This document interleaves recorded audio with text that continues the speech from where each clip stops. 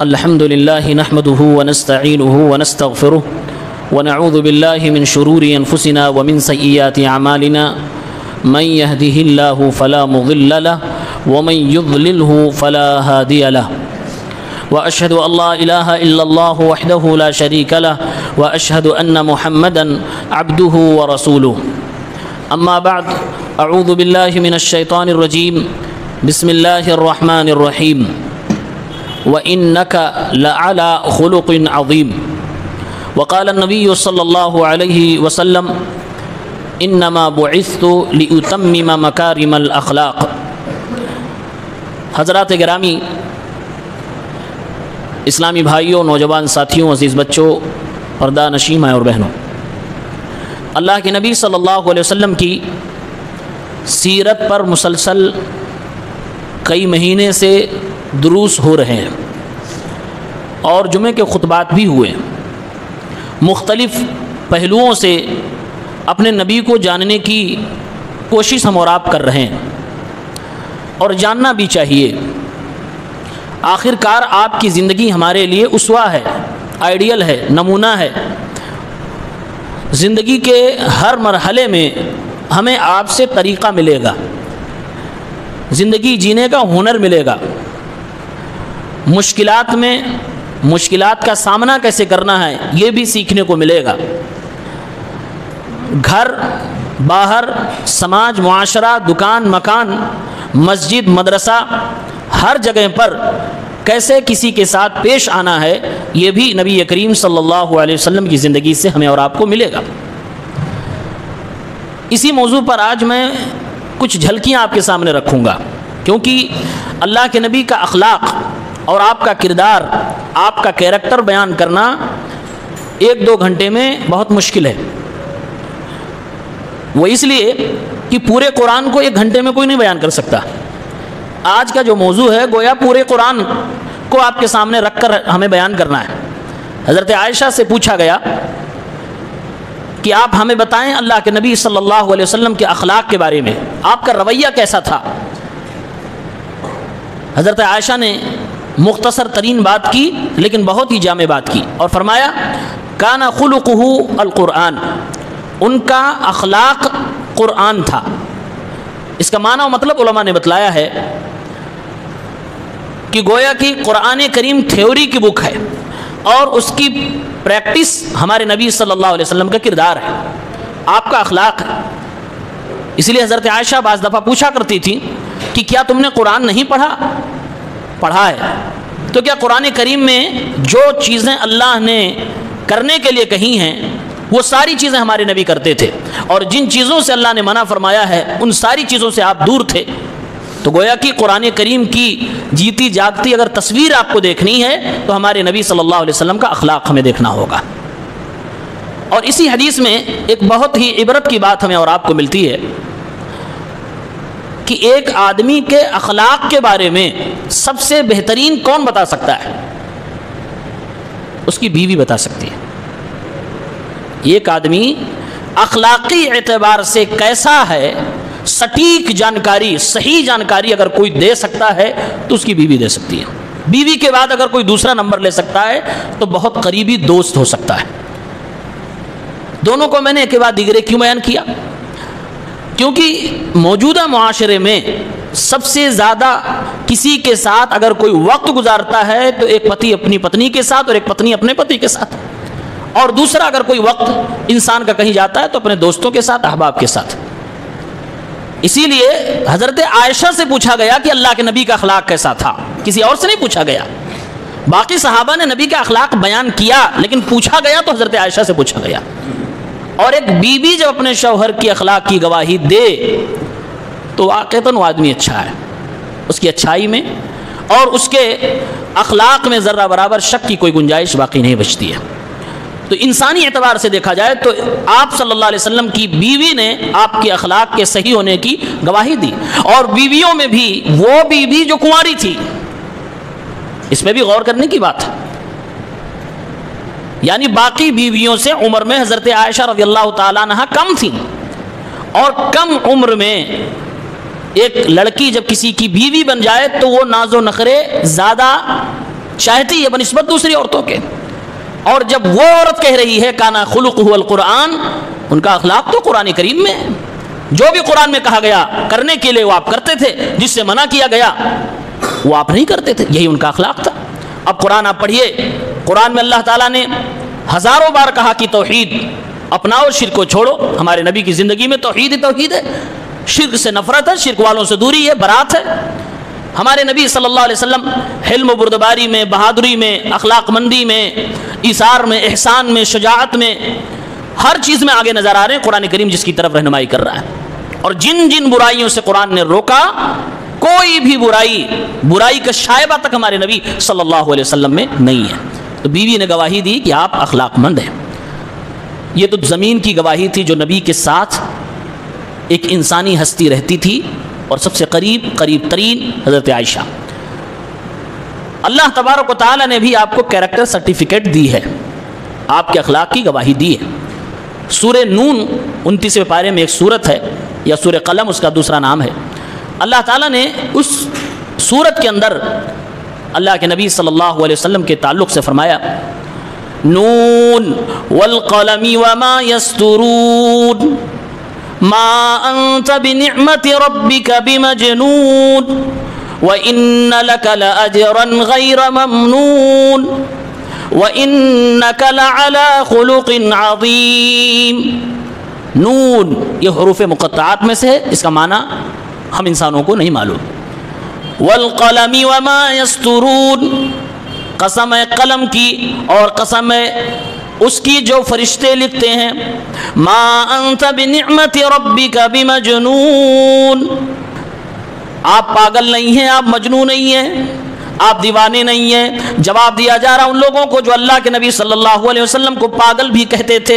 اور آگے اللہ تعالیٰ نے فرمایا وَإِنَّ لَكَ لَأَجْرًا غَيْرَ مَمْنُونَ، اے نبی اگر آپ کو لوگ ستا رہے ہیں نبی ہونے کی وجہ سے، اللہ کا پیغام دینے کی وجہ سے، تو آپ برداشت کریے، صبر کریے. جیسا آپ کو اخلاق پیش کرنے کے لیے کہا جا رہا ہے وہی اخلاق آپ پیش کر دیے. اللہ تعالیٰ آپ کو ایسا اجر عطا فرمائے گا جو کبھی بھی ختم نہیں ہوگا.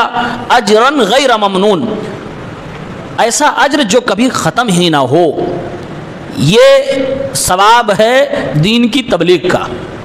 اور واقعی میں پوری دنیا میں جہاں جہاں بھی اسلام ہے موجودہ زمانے میں، جہاں جہاں بھی لوگ نیک کام کر رہے ہیں، ہمارے نبی صلی اللہ علیہ وسلم کو ثواب برابر مل رہا ہے. اللہ نے وعدہ کیا کہ آپ کو ایسا اجر عطا کیا اللہ رب العالمین نے جو کبھی ختم ہونے والا نہیں. اور پھر آگے اللہ تعالیٰ نے فرمایا وَإِنَّكَ لَعَلَىٰ خُلُقٍ عَظِيمٍ، اے میرے پیغمبر یقیناً بے شک آپ اخلاق کے بہترین بلندی پہ فائز ہیں، ایک اونچے اخلاق پر فائز ہیں، مکارم اخلاق کے مالک ہیں، بہترین کردار آپ کا ہے. خلق عظیم، اخلاق بہتر ہی نہیں ہے، عظیم بھی ہے، یعنی اس کے اندر بہتری بھی ہے، اس کے اندر نکھار بھی ہے، اس کے اندر خوبصورتی بھی ہے، اس کے اندر بہادری بھی ہے. جیسا آپ کو ہونا چاہیے ایک نبی کی حیثیت سے ویسے آپ ہیں. اللہ نے آپ کے اخلاق کو پسند کیا اور اللہ نے سرٹیفائی کر دیا کہ آپ بہترین اخلاق کے مالک ہیں. اور آگے پھر کہا فَسَتُبْصِرُ وَيُبْصِرُونَ، جو آج آپ کو تکلیفیں دیتے ہیں، آپ کو چڑھاتے ہیں، آپ کو پریشان کرتے ہیں، وہ بھی دیکھیں گے، آپ بھی دیکھ لیں گے. بِأَيِّكُمُ الْمَفْتُونَ، کی فتنوں میں مبتلا کون شخص ہے، پاگل کون ہے. اگر آپ کو کہا جا رہا ہے کل قیامت کے دن پتہ چل جائے گا. اللہ نے فرمایا آپ اخلاق کریمانہ کے مالک ہیں. خلق عظیم، مفسرین نے اس کی دو تفسیر کی ہے. کچھ لوگوں نے کہا خلق عظیم کا معنی ہے کہ آپ بہترین دین کے رہنما ہیں، نبی ہیں، پیغمبر ہیں. ابن عباس رضی اللہ تعالی عنہما نے بھی یہ معنی بیان کیا ہے. ایک دوسرا معنی بیان کیا گیا کہ آپ بہترین ادب کے مالک ہیں. جس جگہ جو ادب ہونا چاہیے وہ ادب آپ کے اندر ہے، جہاں پر جتنا ادب پیش کرنا چاہیے وہ آپ کے اندر موجود ہے. دوسرے معنی میں اسی کو اخلاق کہا جاتا ہے.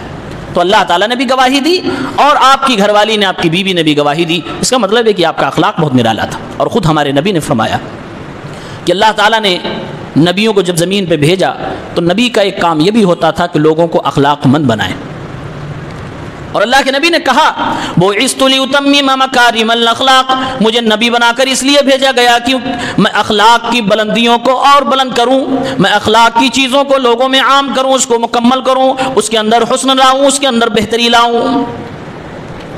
اللہ کے نبی فرماتے ہیں نبی بنائے جانے کا ایک مقصد یہ بھی تھا، وہ ہے کہ اگر کوئی مسلمان اخلاق مند نہیں ہے، لاکھ اس کے اندر نیکیاں ہیں، تو گویا کہ وہ نبی کے لائے ہوئے دین پر مکمل طور سے نہیں ہے۔ تو جہاں عقیدہ صحیح ہونا چاہیے، عمل صحیح ہونا چاہیے، وہیں پر اخلاق بھی صحیح ہونا چاہیے۔ ہمارے نبی کے نبوت کا، آپ کی مشن کا ایک بڑا کام تھا، ایک بڑا پوائنٹ تھا کہ لوگوں کو اخلاق مندی سکھائی جائے، اور آپ بہترین اخلاق کے مالک بھی تھے۔ آئیے اللہ کے نبی صلی اللہ علیہ وسلم کی زندگی سے مختلف اخلاقی پہلوؤں پر نظر دوڑاتے ہیں۔ نمبر 1، اخلاق، کردار اچھا ہو، اس کی سب سے بنیادی چیز کیا ہے؟ سب سے پیک پوائنٹ پر کیا ہے کہ اگر انسان کے اندر یہ چیز آ جائے تو پکا ہے کہ آدمی اخلاق مند ہوگا۔ وہ کیا ہو سکتا ہے؟ اسی لیے علماء نے اس کو ارکان اخلاق میں سے ایک رکن بتایا ہے کہ اس کے بغیر کوئی انسان اخلاق مند ہو ہی نہیں سکتا۔ وہ کیا ہے؟ وہ ہے تواضع، کبر و غرور سے پاک، گھمنڈ سے پاک۔ نہ مال کا نشہ ہے، اور نہ حسن کا نشہ ہے، نہ علم کا نشہ ہے، نہ جسم کا نشہ ہے، نہ طاقت کا نشہ ہے، نہ نیک عمل کا نشہ ہے، کسی چیز کا اس کو نشہ نہیں ہے، کسی طریقہ اس کو گھمنڈ نہیں ہے۔ اس کو کہتے ہیں تواضع۔ علماء نے اس کی ڈیفینیشن کی ہے تواضع کی، کہتے ہیں کہ انسان کے اندر جو خوبیاں ہیں، اپنے اندر جو خوبیاں ہیں، ٹیلنٹ ہے، انسان اس پہ گھمنڈ نہ کرے، اس کو تواضع کہتے ہیں۔ انسان کو اللہ نے جو طاقت، جو پاور، جو مال عطا فرمایا ہے، اس کو لے کر فخر نہ کرے، اپنی واہ واہی، اپنے منہ میاں مٹھو نہ بنے، اس کو تواضع کہتے ہیں۔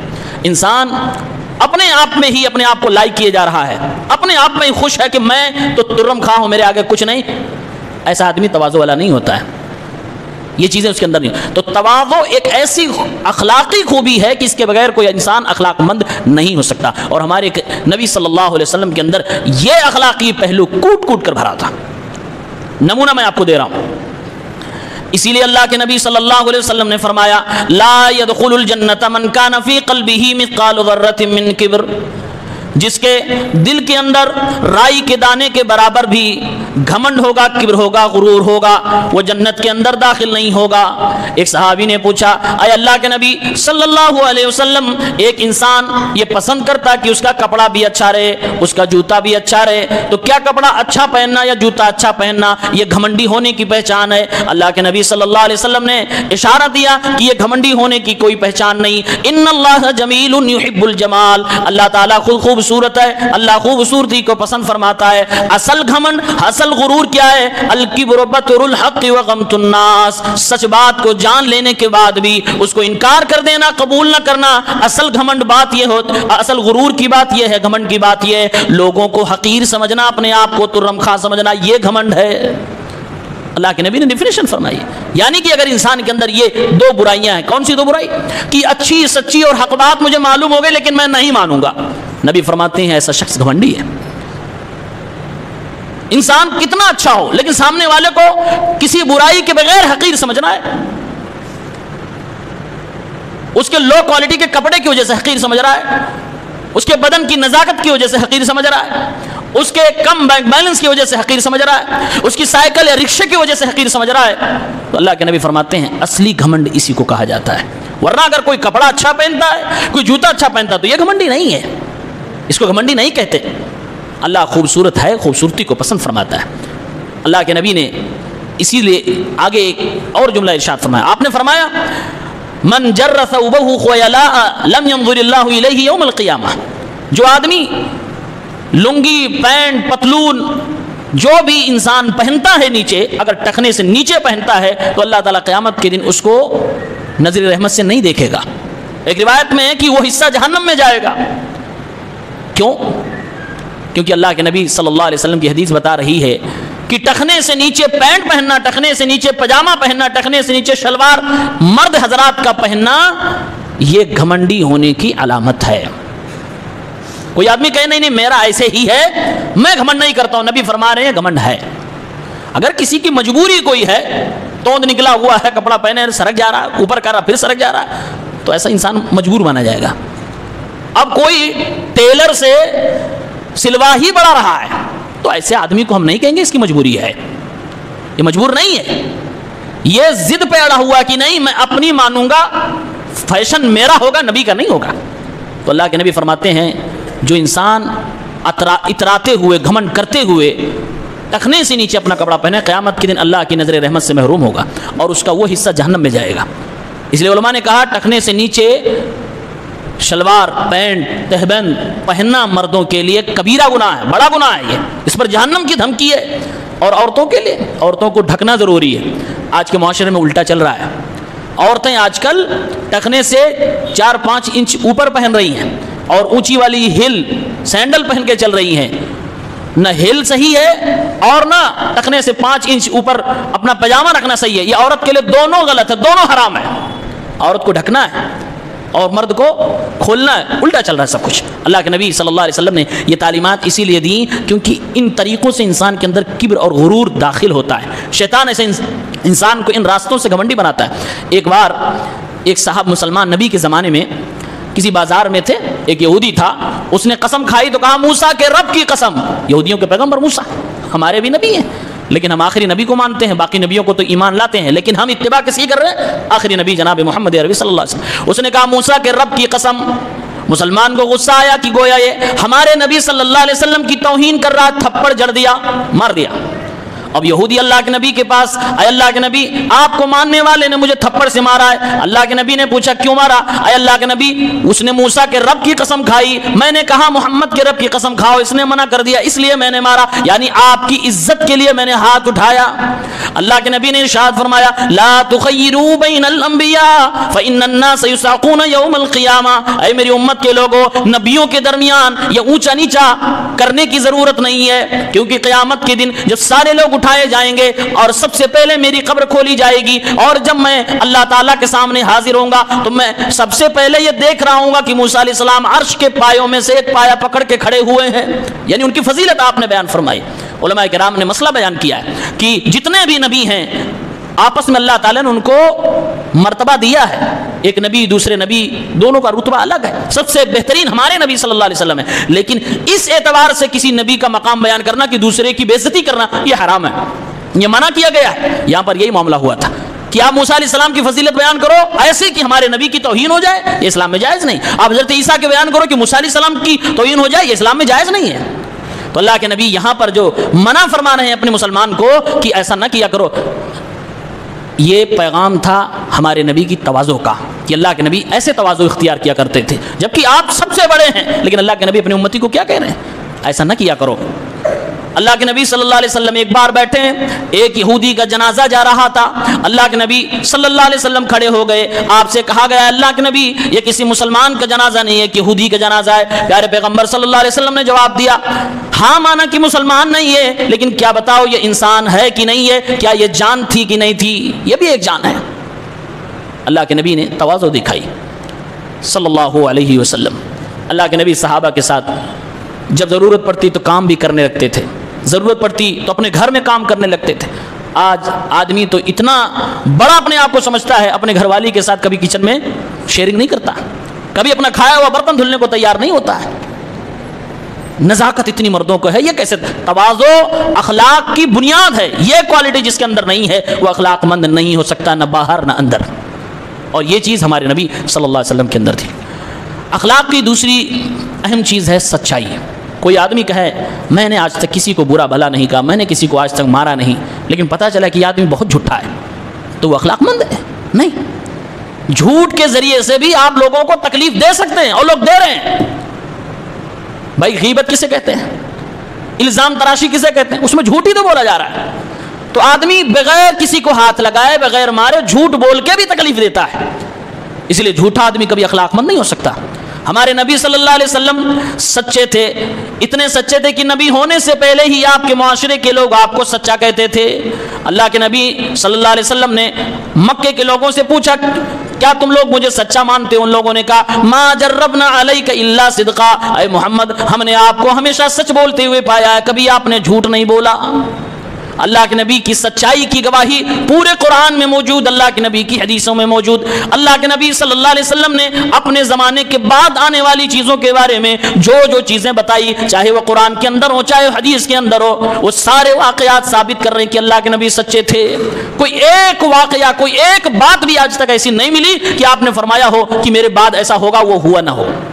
کوئی ایک بات بھی نہیں ملی آپ کو۔ اور سب سے بڑی مثال میں بتاؤں، اللہ کے نبی نے فرمایا میرے بعد ایک وقت آئے گا مسلمانوں کی دو جماعت آپس میں لڑیں گی، میرا نواسا حضرت حسن صلح کروائے گا۔ نبی نے اپنے زمانے میں کہی اور بعد میں وہ سچی ہو گئی۔ اس کا مطلب یہ ہے کہ ہمارے نبی بالکل سچے ہیں۔ ایسے قیامت کے قریب جو کچھ ہونے والا آپ نے بیان کیا سب کچھ ہونے والا ہے، اتنا ہمیں یقین ہونا چاہیے۔ ابو جہل بھی اللہ کے نبی کو سچا مانتا تھا، لیکن سامنے نہیں، اکیلے میں۔ ایک شخص نے، اخنس نام تھا، ایک دن ابو جہل سے کہا یا ابا الحکم اخبرنی عن محمد اصادق هو ام کاذب، محمد کے بارے میں بتاؤ کیا یہ سچا ہے کہ جھوٹا ہے؟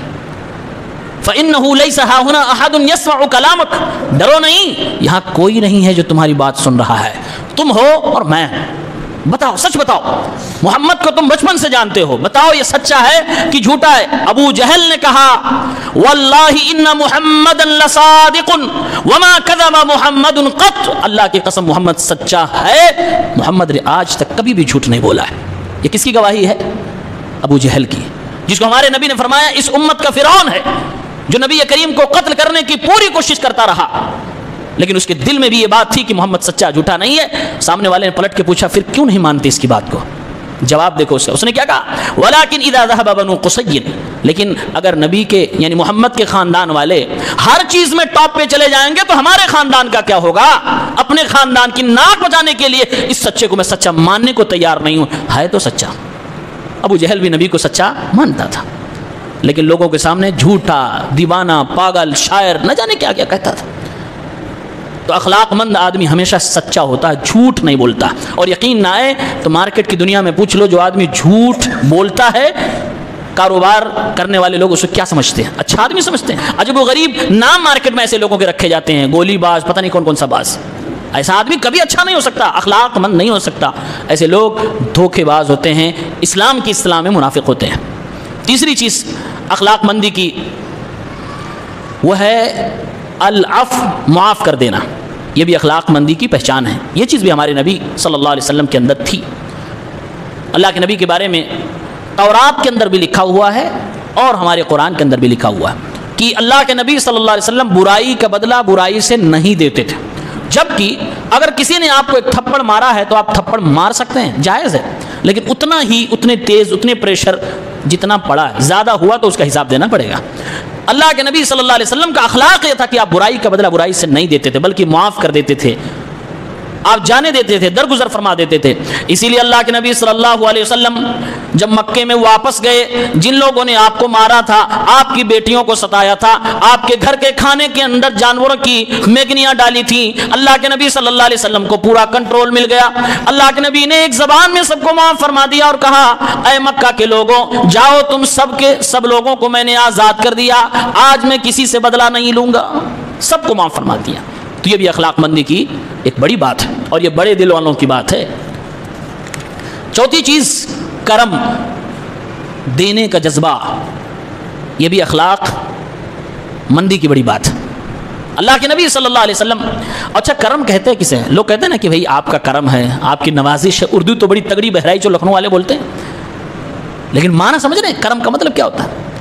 کرم کا معنی علماء نے بیان کیا الانفاق بطیب النفس، خوش دلی سے دوسرے پہ جو آپ خرچ کریں وہ آپ کا کرم ہے، چاہے وہ وقت ہو، چاہے وہ مال ہو، چاہے وہ محبت ہو، خوش دلی سے، زبردستی نہیں، جبرن نہیں، خوش دلی سے جو آپ دوسروں کو دے رہے ہیں وہ آپ کی نوازش ہے۔ یہ ہمارے نبی کریم صلی اللہ علیہ وسلم کے اندر موجود تھا۔ صحابی کا بیان ہے کہ اللہ کے نبی تو پورا سال جود و کرم کی ایک پوری مثال تھے، آپ دیتے تھے لوگوں کو، لیکن جب رمضان آتا تھا تو دینے کی سپیڈ ایسی بڑھاتے تھے جیسے آندھی، من الریح المرسلہ، تیز آندھی کی طرح اللہ کے نبی کا ہاتھ چلتا تھا، لو لے جاؤ لے جاؤ۔ یہ نبی کی نوازش تھی اور سچے دل سے دیتے تھے اللہ کے نبی صلی اللہ علیہ وسلم۔ ایک کافر شخص اللہ کے نبی کے یہاں مہمان بن گیا۔ اب دیکھو نبی کیسے دیتے ہیں، مہمان بن گیا، اس نے کہا محمد پیاس لگی ہے کچھ پلاؤ، اللہ کے نبی نے دودھ دھونا شروع کیا بکری کا، دیا پیتا گیا، ایک جام ختم، دوسرا ختم، تیسرا ختم، 7 جام پی گیا. اب اس کے بعد ہو گیا. اس کے بعد وہ حیران ہے کہ میں تو مسلمان نہیں، یہ مجھے پلایا جا رہا ہے اور سوال بھی نہیں پوچھ رہا کتنا پیو گے کتنا کھاؤ گے. اور دودھ. صبح ہو گئی، اللہ کے نبی کے اخلاق سے متاثر ہوا، ایمان قبول کر لیا. ادھر صبح کے سورج نکلا، ادھر اس نے اللہ کے نبی صلی اللہ علیہ وسلم کا دیدار کیا اور کہنے لگا محمد میں ایمان لے آیا تمہارے اخلاق کی بنیاد پر. اے محمد اب تو مسلمان ہو گیا، پھر پینے کا من کر رہا، دودھ پلا دو. اللہ کے نبی صلی اللہ علیہ وسلم نے حکم دیا اسے پھر سے دودھ پلایا جائے. پھر سے ایک جام دیا گیا، اس نے پیا، اس کی پیاس ایک ہی میں ختم ہو گئی. اب دوبارہ اس نے طلب بھی نہ کیا، دوبارہ اس نے نہ مانگا. اللہ کے نبی مسکرائے اور آپ نے فرمایا المؤمن یشرب فی ماء واحد والکافر یشرب فی 7 امعاء. مومن انسان کھاتا اور پیتا ایک اتڑیوں سے اور کافر 7 اتڑیوں سے کھاتا ہے. مطلب کیا ہے؟ کافروں کے ساتھ شیطان کھاتا ہے. یہ اللہ کے نبی کا کرم تھا، یہ آپ کی نوازش تھی. 5ویں چیز امانت.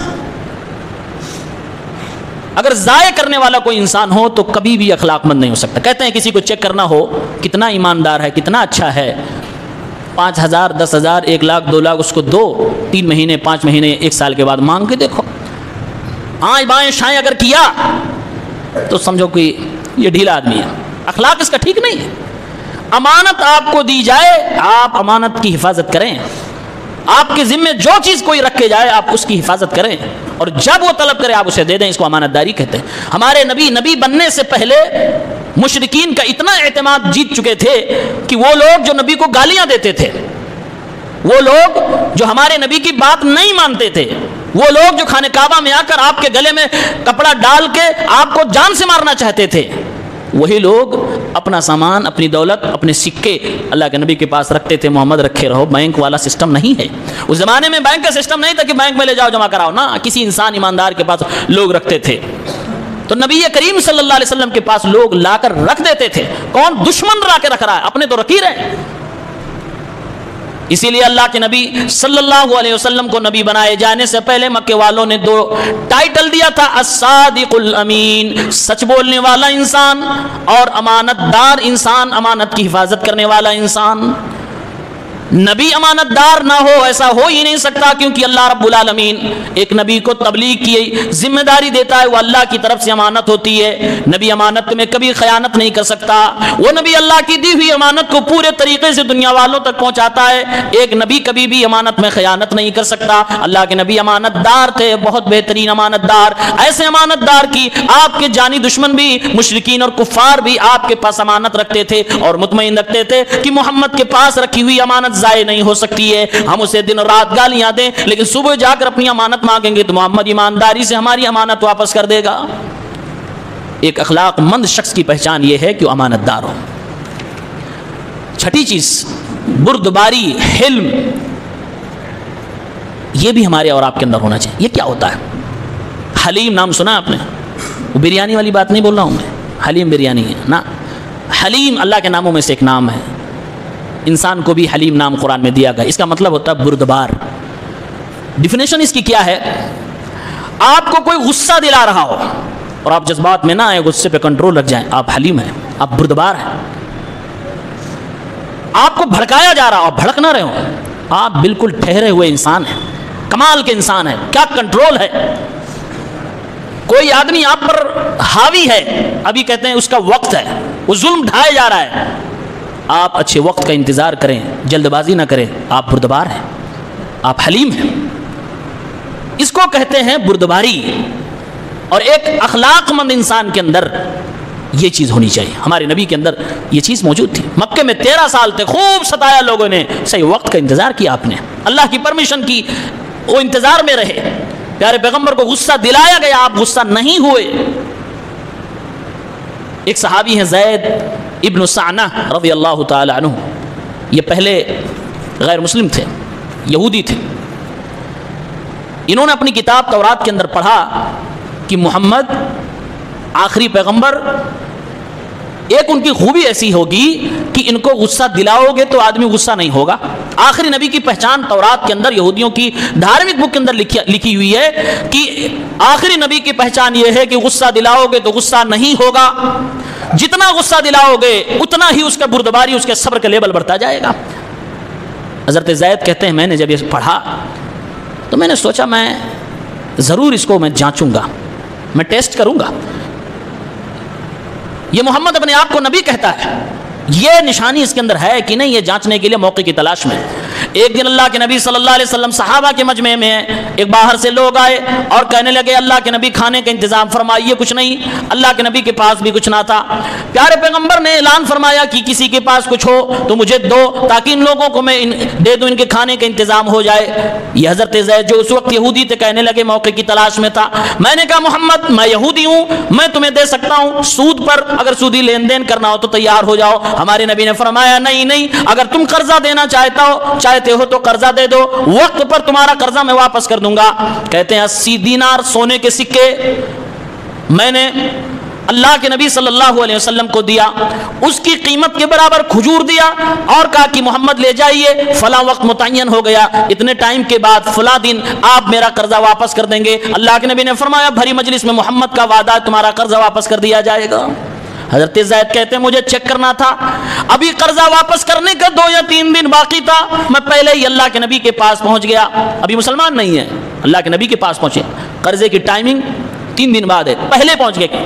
دیکھا مجلس ہے، بھیڑ لگی ہوئی ہے، صحابہ موجود ہیں، بھیڑ میں کسی کو ذلیل کرنا اور بھیڑ میں کسی کو رسوا کرنا بہت گھنونی بات ہے، آدمی کو ڈبل تکلیف ہوتی ہے، ایک تو رسوا کر رہے ہو اور وہ بھی مجمع میں دنیا کے سامنے۔ وقت نہیں ہوا، یہ کہتے ہیں میں آیا فاخذت بمجامع قمیصه وردائه، میں نے محمد الرسول اللہ کے قمیص اور آپ کی چادر کے حصوں کو پکڑا اور میں نے بہت بھیانک چہرے سے ان کو دیکھا اور میں نے کہا محمد میرا قرضہ واپس نہیں کرو گے کیا؟ کہا وقت ابھی تو باقی ہے۔ کہاں تمہارا خاندان ہی ایسا ہے جو لے لے کبھی دیتا نہیں ہے، تم تو ایسے ہو پوری، یعنی محمد الرسول اللہ کو برا بھلا کہا اور آپ کے پورے خاندان کو لپیٹ دیا، غصہ دلا رہا تھا۔ اللہ کے نبی بالکل شانت ہیں۔ پیارے پیغمبر نے کہا عمر ہے کچھ، اس کا قرضہ واپس کر دو۔ حضرت عمر رضی اللہ تعالیٰ عنہ نے جب یہ حرکت دیکھی تو نبی کے اشارے کا انتظار کرنے لگے، اللہ کے نبی یہ گستاخی مجھے برداشت نہیں ہے۔ نبی نے فرمایا قرضہ واپس کر دو، عمر تھوڑا بڑھا کے دے دینا، جو دیا تھا دینا، تھوڑا بڑھا کے دے دینا۔ حضرت زید کہتے ہیں جب حضرت عمر ہم کو دینے لگے تو حضرت عمر نے پوچھا کیوں کیا تم نے ایسا؟ بھری مجلس میں وقت سے پہلے آ کر نبی کی گریبان کو کیوں پکڑا اور تم نے نبی کے خاندان کو کیوں نشانہ بنایا، کیوں کیا ایسا؟ کہا عمر میں نے تورات پڑھی، تورات میں یہ لکھا تھا هل يسبق حلمه جهله، اس کی جہالت آگے آتی ہے کہ اس کی بردباری آگے آتی ہے، یہ تورات کے اندر لکھا تھا، میں وہی چیک کرنا چاہتا تھا۔ ولا تزيده شدة الجهل عليه الا علما، جتنا اسے غصہ دلاؤ گے وہ اتنا ہی نرم ہوتا چلا جائے گا، یہ میں چیک کرنا چاہتا تھا اور واقعی تمہارے پیغمبر نے ثابت کر دیا، وہ سچ مچ نبی ہیں۔ اے عمر میں تمہیں گواہ بناتا ہوں، میں اللہ تعالیٰ کو گواہ بناتا ہوں، میں ایمان قبول کرتا ہوں، میں ابھی مسلمان ہوتا ہوں۔ حضرت عمر نے فرمایا جاؤ نبی کے پاس اسلام قبول کرو۔ گئے اور کہا اللہ کے نبی میں نے آپ کو چیک کر لیا، میں قبول کرتا ہوں ایمان، میں اسلام لاتا ہوں، اور اے اللہ کے نبی جو بھی میرے پاس جائیداد ہے آدھی پراپرٹی اسلام کے نام وقف کر رہا ہوں۔ فوراً وہ ایمان لے آئے۔ تو یہ کیا ثبوت ہے؟ اس کو کہتے ہیں حلم، بردباری، غصہ دلایا جائے انسان غصے میں نہ آئے۔ اتنی سمجھ اگر کسی کے اندر ہے تو کبھی وہ مار نہیں کھائے گا، کبھی اس کو زہر کوئی نہیں کر سکتا، اور یہ ہنر بڑے بڑے کاموں میں کام آتا ہے۔ کہتے ہیں انسان کو وقت کی سمجھ ہے، انسان کو ماحول کی سمجھ ہے، یہ ساری چیزیں جب ہوتی ہیں تب یہ کوالٹی انسان کے اندر آتی ہے۔ ہمارے نبی کو اللہ تعالیٰ نے عطا کیا تھا، ہمارے اندر آپ کے اندر بھی ہونا چاہیے۔ اللہ کے نبی کا صبر، اللہ کے نبی کی بردباری دیکھو۔ ایک عورت تھی حضرت ابو ہریرہ کی ماں، ابو ہریرہ رضی اللہ تعالیٰ عنہ گھر پہ گئے، کہا امی اسلام قبول کر لیجئے، ہمارے پیغمبر محمد ایسے ایسے ایسے خوبیاں بتانے لگے۔ ان کی ماں نے اللہ کے نبی کے بارے میں برے برے الفاظ کہے۔ ابو ہریرہ فرماتے ہیں اللہ کے نبی کے بارے میں میری ماں نے برے الفاظ کہے جس کی وجہ سے مجھے تکلیف ہوئی, مجھے ڈر لگنے لگا کہیں میری ماں کے اوپر عذاب نہ آ جائے. میں بھاگا بھاگا اللہ کے نبی کے پاس آیا, میری آنکھوں میں آنسو تھے, میں رو رہا تھا. اللہ کے نبی نے پوچھا ابو ہریرہ کیوں روتے ہو؟ فرمایا اللہ کے نبی میں نے اپنے گھر پہ آپ کا تذکرہ کیا, میری ماں نے آپ کو برے بھلے الفاظ کہے, آپ کو الٹے سیدھے الفاظ کہے. اللہ کے نبی مجھے اس سے تکلیف ہوئی ہے. اے اللہ کے نبی مجھے برداشت نہیں ہوتا کہ میری ماں آپ کو کچھ کہے. اے اللہ کے نبی وہ ماں ہے اور ماں سے بڑھ کر آپ ہو. اے اللہ کے نبی صلی اللہ علیہ وسلم آپ دعا کر دیجئے کہ میری ماں اسلام قبول کر لے. آپ ذرا سوچو, جس کو گالی کوئی دے رہا ہو اسی سے کہو اس کے حق میں دعا کر دیجئے اسلام قبول کر لے. یہ عام انسانوں کی بس کی بات ہے. اللہ کے نبی نے دعا فرمائی. حضرت ابو ہریرہ فرماتے ہیں کہ اللہ کے نبی کی زبان سے دعا نکلی, میں خوش ہو گیا کہ دعا کرنے والا کون, اب میری ماں اسلام ضرور قبول کر لے گی. میں اللہ کے نبی کی دعا کو قبول ہوتے ہوئے لائیو دیکھنا چاہتا تھا. ادھر نبی نے دعا کی, ادھر میں اپنے گھر کی طرف جلدی جلدی جانے لگا کہ ذرا دیکھو نبی کی دعا کب اور کیسے قبول ہوتی ہے. کہتے میں گھر پہ دروازے پہ جا کر دستک دے رہا ہوں, دروازہ نوک کر رہا ہوں, میری امی نے آواز دیا ابو ہریرہ ذرا ٹھہرو ابھی میں آتی ہوں. فرماتے ہیں دروازے پہ کھڑا ہو کر میں انتظار کر رہا ہوں, پانی گرنے کی آواز آ رہی ہے, کسی کے غسل کرنے کی آواز آ رہی ہے. تو جب دروازہ کھولتی ہیں میں دیکھ رہا ہوں میری ماں کبھی دوپٹے سر پہ نہ رکھا کرتی تھی, آج دوپٹہ مسلمانوں کی طرح باندھ رکھا تھا. میری امی نے کہا ابو ہریرہ بیٹے میں نے اسلام قبول کر لیا اور کلمہ پڑھ کے سنایا. پھر حضرت ابو ہریرہ فوراً بھاگے بھاگے انہی قدموں سے نبی کی بارگاہ میں گئے. اب پھر روتے ہوئے گئے. اللہ کے نبی نے فرمایا پیارے ابو ہریرہ کیا ہوا؟ روتے ہوئے آئے تھے, چلے گئے تھے, پھر روتے ہوئے آئے. اے اللہ کے نبی وہ رونے کی وجہ میری ماں کی آپ کے تعلق سے بد زبانی تھی, ابھی جو میں رو رہا ہوں یہ خوشی کے آنسو ہیں. اے اللہ کے نبی آپ کی دعا قبول ہو گئی. میں نے آپ کی دعا کو قبول ہوتے ہوئے دیکھا, گھر کے دروازے پہ پہنچا, میری ماں اسلام کے حلقے میں آ چکی تھی, کلمہ اس نے پڑھ لیا, مومن ہو گئی, مسلمان ہو گئی. اے اللہ کے نبی اے اللہ کے نبی ایک دعا کی درخواست اور ہے. کون سی دعا؟ اے اللہ کے نبی دعا فرما دیجئے مجھ سے یعنی ابو ہریرہ سے اور میری ماں سے سارے مسلمان محبت کریں اور ہم لوگ سارے مسلمانوں سے محبت کریں. اللہ کے نبی نے دعا فرمائی اللہم حبب عبیدک ھذا وامہ عبادک المؤمنین. اے اللہ تعالیٰ دنیا میں جتنے بھی مسلمان ہیں سارے مسلمانوں کی نگاہ میں ابو ہریرہ اور اس کی ماں کی محبت پیدا فرما دے, اور ان دونوں کی نگاہ میں ان دونوں کے دل میں ساری دنیا کے مسلمانوں کی محبت کو پیدا فرما دے. حضرت ابو ہریرہ فرماتے ہیں اللہ کے نبی نے یہ دعا فرمائی, مجھے معلوم ہے کہ دنیا کے اندر جتنے بھی لوگ موجود ہیں اگر وہ مجھے جانتے ہوں گے تو مجھ سے ضرور محبت کریں گے, کیونکہ نبی نے میرے بارے میں یہ دعا فرمائی. آج دنیا میں کون ایسا مسلمان ہے جو حضرت ابو ہریرہ سے محبت نہیں کرتا؟ عورت نے بدزبانی کی, نبی نے اس کی ہدایت کی, دعا کر دی. ایک انسان دیہاتی اللہ کے نبی چل رہے ہیں, پیچھے سے آ کر پکڑا اور چادر پکڑی اور خوب تیز پکڑا. صحابی حضرت انس کہتے ہیں چادر پکڑ کر جو اس نے کھینچا, اس کے کھینچنے کی وجہ سے نبی کے گردن میں نشان پڑ گئے. وہ نشان میں نے دیکھا. اللہ کے نبی جب مڑے تو اس نے کہا محمد مر لی من مال اللہ الذی عندک, آپ کے پاس جو مسلمانوں کا مال ہے مجھے اس میں سے دو. نہ چین نہ پہچان, جملہ دیکھیے ایسا لگتا ہے کہ قرض لے کے بیٹھے تھے. نہ کہا محمد دو مجھے جو آپ کے پاس مال رکھا ہوا ہے. اللہ کے نبی نے دیکھا اور مسکرا دیا. آپ نے فرمایا اسے دے دیا جائے. دیا گیا اسے. یہ نبی کریم صلی اللہ علیہ وسلم کے بردبار ہونے کی دلیل ہے. نمبر 7 انصاف, عدل. یہ چیز تو بھائی نبی کے اندر نہیں ہوگی تو کس کے اندر ہوگی؟ عدل, انصاف. انصاف کس کو کہتے ہیں؟ چیزوں کو صحیح وقت پہ, صحیح جگہ پہ, صحیح کوانٹٹی میں رکھنا, اسی کو انصاف کہتے ہیں. اسی کو انصاف کہتے ہیں. اللہ کے نبی نے انصاف کی باری آئی تو غلطی کرنے والے چاہے کوئی اپنے ہوں یا دوسرے ہوں, آپ نے برابر کی سزا دی ہے. آپ نے ذرا برابر فرق نہیں کیا کہ یہ اپنا ہے یہ دوسرا ہے, لاؤ فرق کر دیتے. نہ, انصاف کیا آپ نے صلی اللہ علیہ وسلم. ایک بار اللہ کے نبی صلی اللہ علیہ وسلم صحابہ کرام جنگ کے میدان میں صف بنا کر کھڑے ہیں. اللہ کے نبی صلی اللہ علیہ وسلم صحابہ کی صف درست کر رہے ہیں. ایک صحابی ہیں جن کا نام سواد ابن عزیہ تھا. اللہ کے نبی نے اپنی چھڑی سے ان کو اشارہ کرتے ہوئے فرمایا کہ تم اپنی صف درست کر لو, تھوڑا پیچھے ہو جاؤ. اور آپ کے ہاتھ میں جو چھڑی تھی آپ نے تھوڑا سا ٹچ کر دیا. انہوں نے موقع کی نزاکت کو دیکھا اور کہنے لگے یا رسول اللہ اوجعتنی وقد بعثک اللہ بالحق, آپ نے مجھے تکلیف پہنچائی ہے, اللہ نے آپ کو حق کے ساتھ نبی بنا کر بھیجا ہے. سامنے والا کون ہے؟ صحابی ہے. اے اللہ کے نبی آپ نے یہ لکڑی ہمارے بدن سے ٹچ کر کے آپ نے تکلیف پہنچا دی ہے، اے اللہ کے نبی ہمیں بدلہ چاہیے، آپ مجھے انصاف دلائیے۔ ذرا سوچئے سارے صحابہ کیسے سہمے ہوں گے اور کیا ماحول بن گیا ہوگا۔ اللہ کے نبی صلی اللہ علیہ وسلم نے فوراً فکشف من بطنہ، آپ نے اپنے پیٹ سے کپڑا اٹھا دیا، کہا بدلہ لے لو جس طرح بدلہ لینا چاہتے ہو۔ وہ صحابی بدلہ لینے کے لیے آگے بڑھے، فاعتنقہ وقبل بطنہ، اللہ کے نبی کو گلے سے لگا لیا اور اللہ کے نبی صلی اللہ علیہ وسلم کو بوسہ دینے لگے، آپ کے پیٹ مبارک کو چومنے لگے۔ اللہ کے نبی نے فرمایا اے اسود یہ حرکت تم نے کیوں کی، یہ کام کیوں کیا، کیا وجہ تھی اس طرح کرنے کی؟ کہنے لگے اللہ کے نبی ابھی جنگ کرنے جا رہا ہوں، کیا پتا کہ زندہ رہوں یا نہ رہوں، مر جاؤں کہ بچوں، شہید ہو جاؤں کہ غازی بن کے گھر جاؤں، کچھ پتا نہیں۔ اے اللہ کے نبی دل میں ایک خواہش جاگی، موقع کو میں نے صحیح سمجھا اور میرے دل میں یہ خواہش جاگی کہ میں اگر مر جاؤں تو آخر میں نبی کے چمڑے سے میرا چمڑا ٹچ ہو جائے، تو آپ نے موقع دے دیا، میں نے موقع کا فائدہ اٹھا لیا۔ اللہ کے نبی نے انصاف اس لیول تک کا کیا ہے۔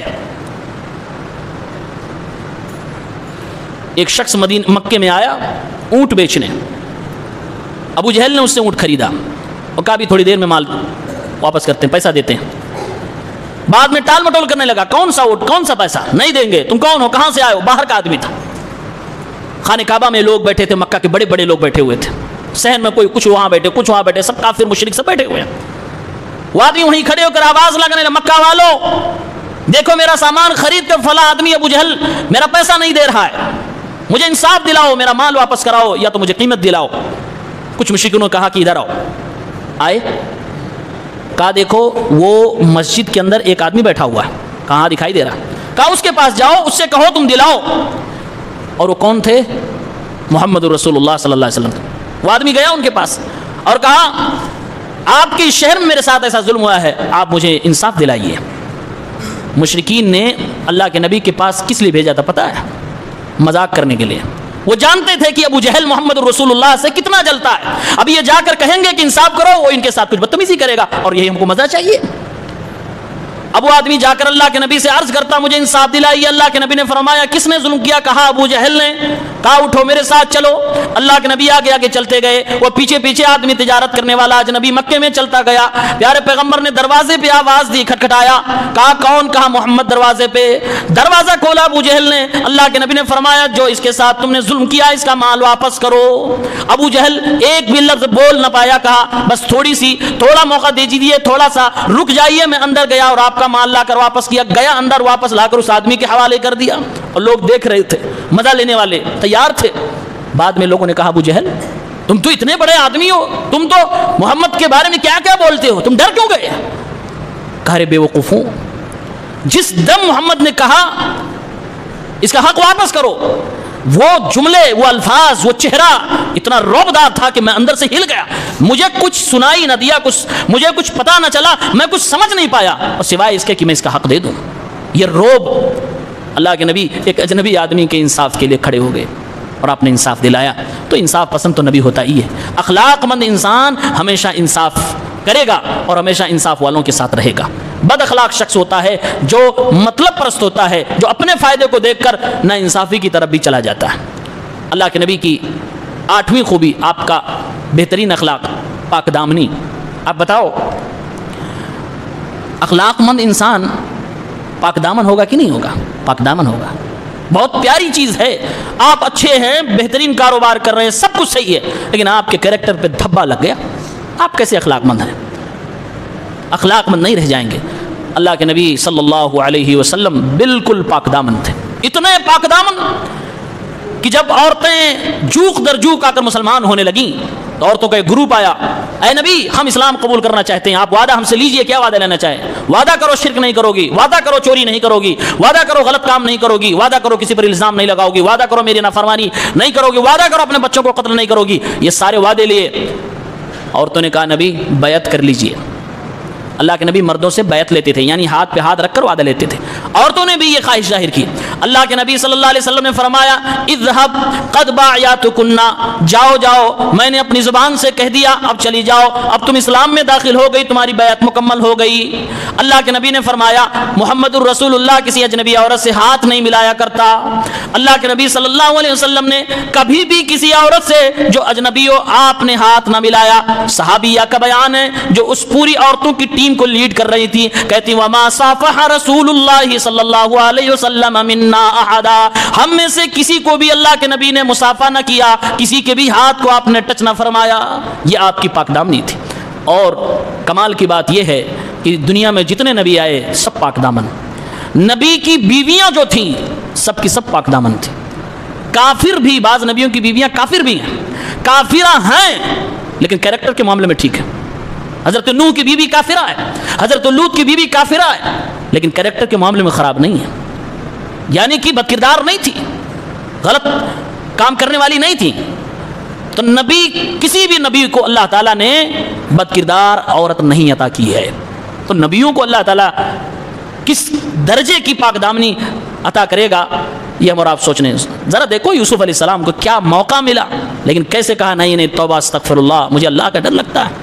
یہ نبی ہوتا ہے اور یہ اخلاق مندی کی بڑی پہچان ہے۔ اللہ تعالیٰ یہ اخلاق ہم کو عطا فرمائے۔ نمبر 9، اللہ کے نبی صلی اللہ علیہ وسلم بہت زیادہ رحم دل تھے، یہ بھی اخلاق مند انسان کی پہچان ہے۔ رحم دلی کہتے کسے ہیں؟ دل کی وہ نرمی کہ جس کی وجہ سے آپ کے اندر سے آواز آئے اس کے ساتھ کچھ احسان کر دو، اس کو رحمت بولتے ہیں، اس کو رحم دلی بولتے ہیں۔ کسی ضرورت مند، کسی حاجت مند کو آپ نے دیکھا، آپ کے اندر سے آواز آ رہی ہے اس کے اوپر احسان کر دو، یہ حقدار ہے، تو اس کا مطلب ہے کہ آپ رحم دل ہیں۔ ایک بار اللہ کے نبی صلی اللہ علیہ وسلم اپنے نواسے حضرت حسن کو بوسہ دے رہے تھے، بچوں کو آدمی کھلاتا ہے، کھیلتا ہے اس کے ساتھ۔ ایک صحابی ہیں حضرت اقرع، وہ کہتے ہیں کہ میں بیٹھا ہوا تھا، میں نے دیکھا اللہ کے نبی اپنے نواسے کو اٹھا کے کھیل رہے ہیں، چوم رہے ہیں۔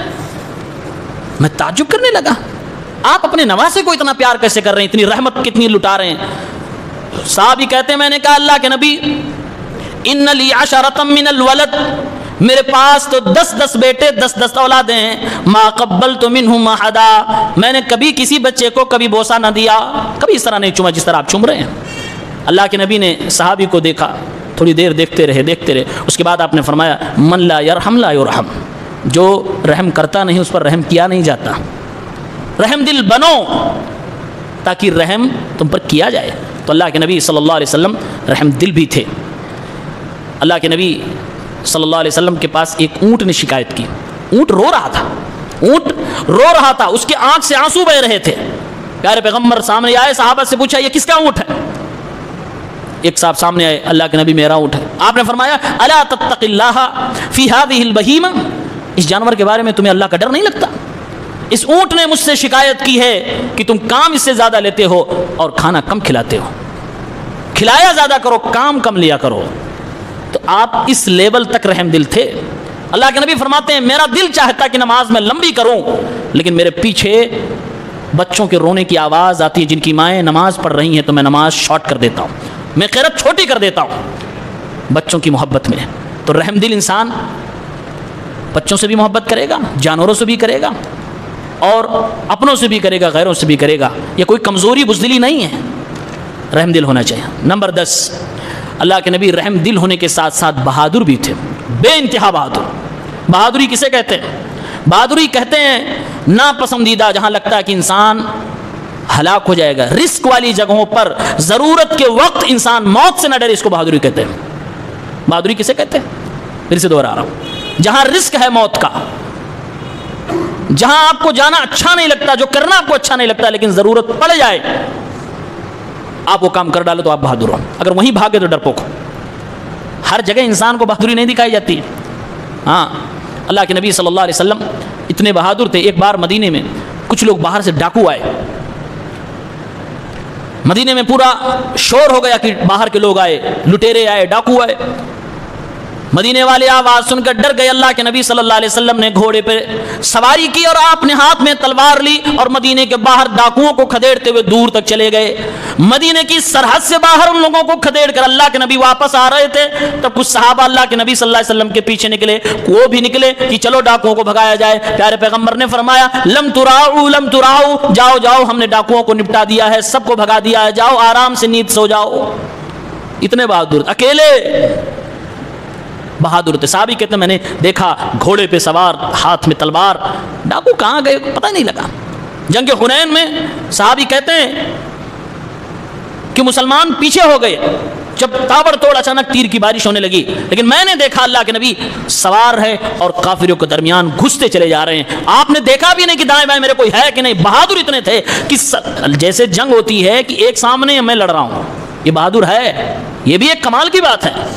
لیکن پورے کافروں کے نرغے میں, پوری بھیڑ میں اکیلا آدمی گھس جائے, اس سے زیادہ بہادر کون ہوگا. یہ ہمارے نبی تھے.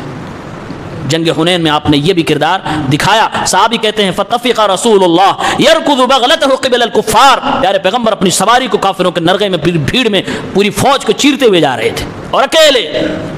بعد میں صحابہ دائیں بائیں آئے. اللہ کے نبی صلی اللہ علیہ وسلم رحم دل بھی ہیں, بہادر بھی ہیں, ساتھ میں شرم و حیا والے بھی ہیں. اخلاق مند انسان شرم والا ہوتا, حیا والا ہوتا. عام طور سے آپ دیکھو گے جو بہادر ہوگا اس کے اندر حیا و شرم نہیں ہوتی ہے. ہاں, اور عام طور سے اپنے زمانے میں جس کو بہادری سمجھی جاتی ہے, بہادر بنتے بنتے آپ کی پتلون اتار لیا جاتا ہے. آپ دیکھو پہلوانوں کو لگوٹ میں, جم والوں کو لگوٹ میں. بہادر بھی شرم والا ہوتا ہے. دیکھنا ہو تو نبی کو دیکھو, اتنے بہادر ہیں, لیکن کتنی حیا اور شرم. صحابی کہتے ہیں کان النبی صلی اللہ علیہ وسلم اشد حیاء من العذراء فی خدرها, کنواری لڑکیوں سے زیادہ حیا اور شرم میرے نبی کرتے تھے. کنواری لڑکیاں دو طرح کی ہیں, ایک وہ کنواری جو کنواری ہے لیکن عام طور سے گھر کے باہر رہتی ہے, بے پردہ کنواری, وہ نہیں. فی خدرها جو پردے والی کنواری لڑکی ہے, اس سے زیادہ میرے نبی کو شرم اور حیا تھی. یہ صحابی نے بیان کیا. فَإِذَا رَأَى شَيْئًا يَكْرَهُهُ, جب اللہ کے نبی کوئی ایسی چیز دیکھتے جو حیا اور شرم کے خلاف ہوتی, عرفناہ فی وجہہ, آپ کا چہرہ بدل جاتا, آپ کے چہرے پہ وہ چیز نظر آتی کہ آپ کو پسند نہیں یہ چیز. اللہ کے نبی صلی اللہ علیہ وسلم نے کبھی بھی اپنی زبان سے کوئی بھی بے حیائی والے جملے نہیں بولے, الفاظ نہیں بولے. لم یکن رسول اللہ فاحشا ولا متفحشا. دو طریقے سے لوگ بے حیائی کے جملے بولتے ہیں. ایک وہ جس کو کہتے ہیں کہ اس کا مزاج ہی ایسا ہی ہے, یہ ایسا ہی ہے شروع سے, جس کو کہتے ہیں نیچرلی فطرتاً ایسا انسان ہے کہ یہ بدتمیزی والے بے حیائی والی بات بولے گا, جہاں مجلس لگائے گا وہی بولے گا. صحابیہ کہتی ہیں, حضرت عائشہ کہتی ہیں اللہ کے نبی ایسے نہیں تھے. ولا متفحشا, اور نہ ایکٹنگ کے نام پر اللہ کے نبی بے حیائی کرتے تھے. متفحشا مطلب ہوتا ہے کہ آدمی پوری تیاری کر کے آ کے بے حیائی کی باتیں کرے, جیسے کامیڈین کرتے ہیں, اسٹیج شو کرنے والے کرتے ہیں, دوستوں کی مجلس میں بیٹھ کر ایکٹنگ کرنے والے کرتے ہیں. آپ پوری فلمی دنیا کو اس میں لا سکتے ہیں.